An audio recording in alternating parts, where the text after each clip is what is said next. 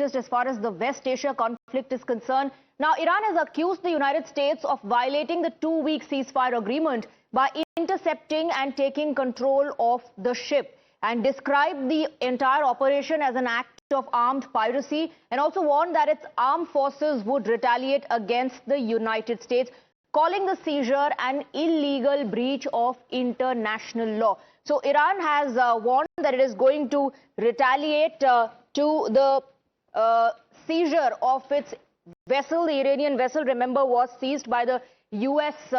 Naval forces. Iran has also accused the United States of violating the two-week ceasefire by intercepting and taking control of the ship, and has described the operation as an act of armed piracy. Let's take a look at the developments that have taken place so far in terms of the U.S. blockade that seems to be tightening on Iran. And the blockade has entered, this entire exercise there has entered week 2. 27 ships so far have been turned back by the U.S. Navy.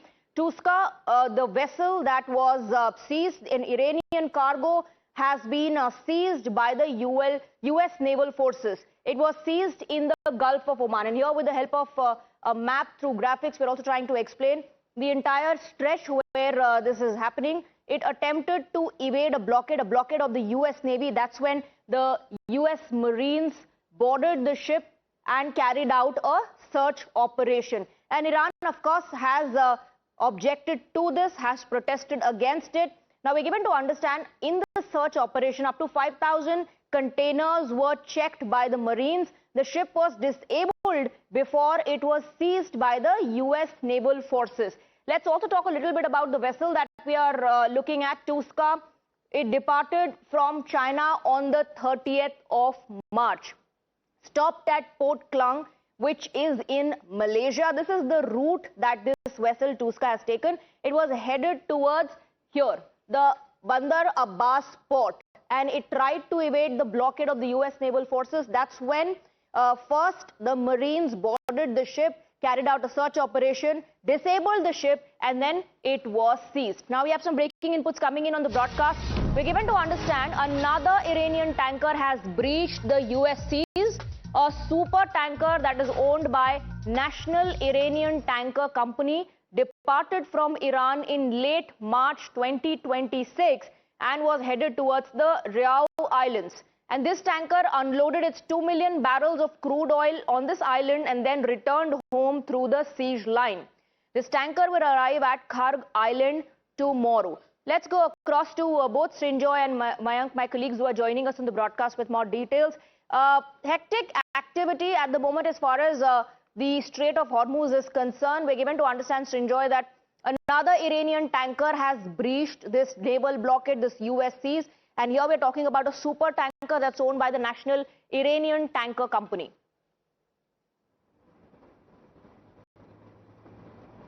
Yes, this is news because the Americans would have been very confident that the blockade would hold.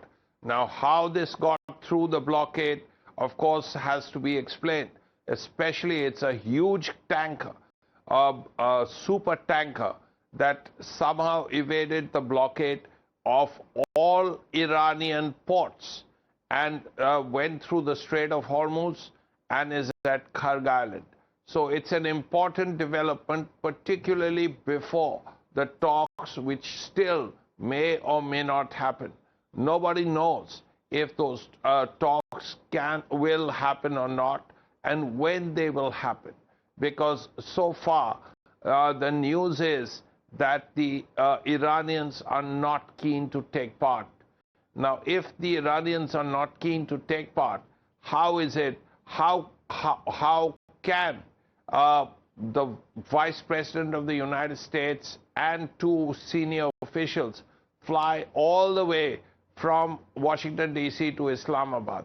So it will depend on how things are.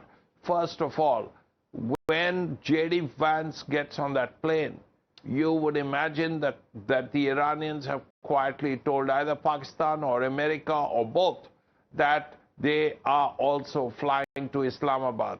So far, everyone is still waiting for J.D. Vance to get onto that plane. That hasn't happened as yet. So we'll have to see how that one works out. But till then, all these things are happening. How much it will make the talks, if those talks happen, easier remains to be seen. One, Iranian ship gets hit by an American warship.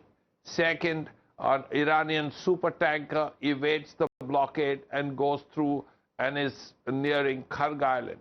So all of these things are not likely to make the talks much easier. But regardless of that, first we'll have to see whether the talks happen or not. Absolutely. And then if they do happen, what takes place. Absolutely. You know, one thing is for certain, till the talks take place, the standoff is going to continue. Not just through statements, but through the activity that is being witnessed at the Strait of Hormuz as well. Now, Srinjoy and Mayank, do stay on.